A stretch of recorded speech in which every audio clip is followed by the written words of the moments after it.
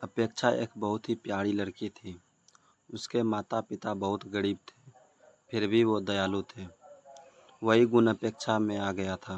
वह जिस किसी को मुसीबत में देखती तो उसकी मदद करती थी। उसकी शादी नवीन नाम के लड़के से हुई।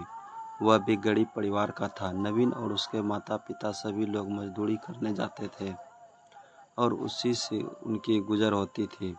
यहाँ भी अपेक्षा का वही हिसाब था। अगर कोई उसके पास मांगने आ जाता तो वह उसे दे देती। कभी कोई पड़ोसन आ जाती और कहती, बहन तुम्हारे पास थोड़ी चीनी होगी? आज हमारे यहाँ चीनी खत्म हो गई है। मेरा बेटा दूध के लिए रो रहा है, वह ऐसे दूध ही नहीं पीता। तो वह उसको कटोरी में चीनी ऐसे ही दे देती। कभी कोई पड़ोसन आ जाती और कहती, बहू कुछ रुपये उधार दे दो, मैं बच्चा की दवा देने जा रही हूँ। मेरे पास नहीं है, मैं तुम्हें वापस कर जाऊँगी बाद में। तो अपेक्षा दे देती। उसकी सास उसे डांटती, तुमने क्या धर्मशाला खोल रखा है? हम लोग कौन से अमीर हैं? कोई ना कोई तुमने मांगने आता है और तुम उसे दे देती हो। फिर ऐसा होने लगा कि अपेक्षा सबके सामने किसी को कुछ नहीं देती, लेकिन फिर चुपके से दे देती थी। पूरे मोहल्ले के औरतें जब इकट्ठे होकर जब बातचीत करती तो कहती, ऐसी बहू हमने कभी नहीं देखी है। वह तो बहुत अच्छी है, इनके घर में तो लक्ष्मी आ गई है, लेकिन बेचारी बहुत तकलीफ भोग रही है। वो पहले ही खत्म हो गया था। अब घर में खाने के लिए कुछ भी नहीं था। वे सब कुछ बहुत भूखे बैठे थे और कह रहे थे कि हे भगवान, आज क्या खाएंगे? इतनी ज़ोर से भूख लगी है। आज घर में कुछ भी नहीं है। आज मजदूरी नहीं मिली तो आज खाना भी नहीं मिलेगा। यहाँ तो रोज़ कुआं खोदो रोज़ पानी पियो वाली हालत है। तभी उसकी पड़ोसन पुष्पा आ गई कुछ मांगने। अरे भाभी, उदास क्यों हो? क्या हुआ? अपेक्षा बोलती है, आज हमारे यहाँ कुछ है ही नहीं। इतना सुनते ही पुष्पा अपने यहाँ गई और दाल चावल और सब्जी ले आई। पुष्पा बोलती है, अभी खाना बना लो, तुमने हमारी बहुत मदद की थी। अब अपेक्षा ने चूल्हा जलाया, पहले दाल चावल और सब्जी बनाई और रोटियां सेकने लगी। अम्मी जी आइए खाना खा लीजिए। सबको खाना खाने के लिए बैठे ही थे कि बाहर से आवाज़ लगाती है। बूढ़ी औरत बोलती है, क्या इस गरीब के लिए कुछ है? बहुत जोर की भूखी हूँ।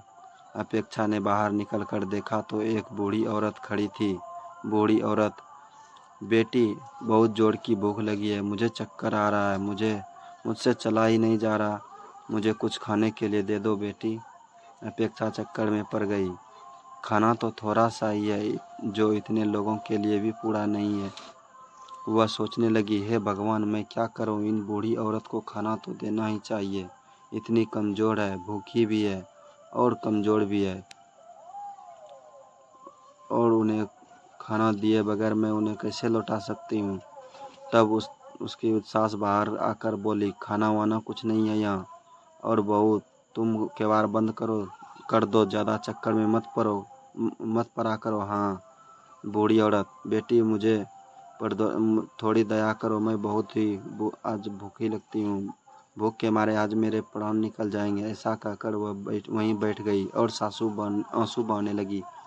अपेक्षा दौड़ कर आई और उन्हें सास से बोली, अम्मा उन्हें खाना दे दो, वो बहुत ही भूखी है। ऐसा कर न हो कि उन्हें कुछ हो जाए। अपेक्षा की सास ने डांटा, और हमारे परवाह नहीं, और वो भिखारन कहाँ से चली आई तो उसकी परवाह है? अपेक्षा, पर अम्मा सोचो, हमें भी तो 2 दिन हो गए कुछ नहीं खाया है, हमको भी तो चक्कर आ रहा है। अपेक्षा ने तो बाहर देखा तो वह बूढ़ी महिला बाहर बैठकर रो रही थी। अब अपेक्षा से नहीं रहा गया। अपेक्षा, अब चाहे जो हो जाए, मैं उस बूढ़ी औरत को खाना जरूर खिलाऊंगी। वो थाली में खाना परोस कर ले आई और बूढ़ी औरत को दे दिया। वह औरत बहुत खुश हुई और खाने लगी।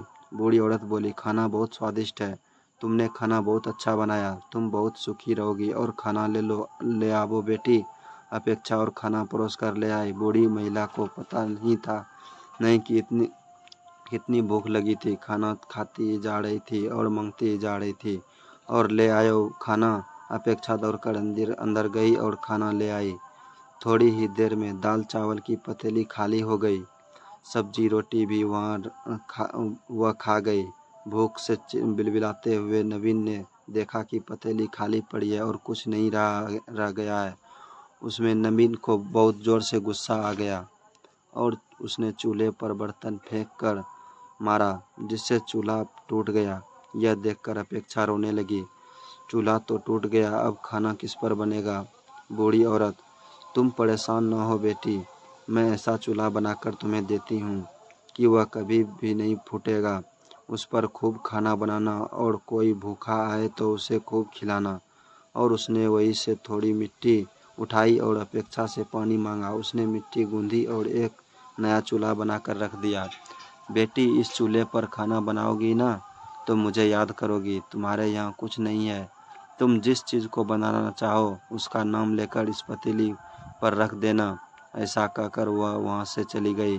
अपेक्षा पतीली चूल्हे पर रखती: अपेक्षा, मैं तो दाल बनाने वाली थी। चूल्हे में लकड़ियाँ अपने आप जलने लगी और खाली पतीली में दाल भर भर कर उबलने लगी। अब तो अपेक्षा बहुत खुश हो गई। 1 मिनट में पतीली में दाल अपने आप बन गई। उसने दूसरे पतीली चढ़ा दी और बोली, मैं तो चावल बनाऊंगी। देरी न लगी और चावल भी बन गई। अब तो अपेक्षा जिस चीज़ को बनाना चाहती उसी का बस नाम लेती तो वह चीज़ बनती चली जाती।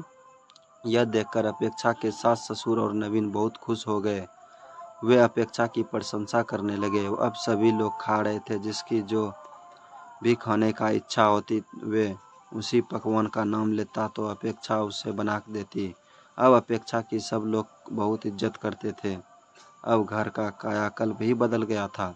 इतने में बाहर से आवाज़ आती है, बेटी मुझ पर थोड़ी दया करो, मैं बहुत दुखी हूँ।